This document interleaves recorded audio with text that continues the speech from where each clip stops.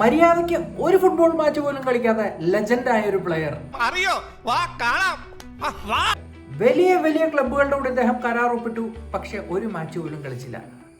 20 വർഷം high salary മേടിച്ച് ഒരാള് സൂപ്പർ സ്റ്റാർ ആയിട്ട് എങ്ങനെ ജീവിച്ചു, എങ്ങനെ ലെജൻഡായി മാറി എന്നുള്ള കഥ. വലിയ വലിയ ഫുട്ബോളേഴ്സ് ഇദ്ദേഹത്തിന്റെ ഫ്രണ്ട്സ് ആയിരുന്നു. ആൻഡ് ഇദ്ദേഹത്തിന്റെ പേരാണ് കാർലോസ് ഹെൻറിക് റാപ്പോസോ അഥവാ കാർലോസ് കൈസർ.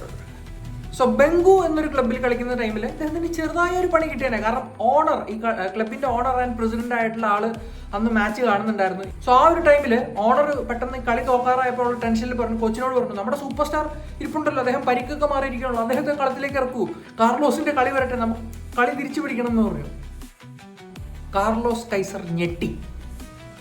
പക്ഷെ എന്ത് ചെയ്യാൻ പറ്റും? ലാസ്റ്റ് മൊമെന്റ് ആണ്, കളത്തിൽ ഇറങ്ങി പറ്റുള്ളൂ. എന്ത് ചെയ്യാൻ പറ്റും?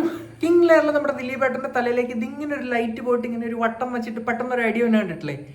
കാർലോസ് കൈസർക്കും പെട്ടെന്നൊരു ഐഡിയ കിട്ടി.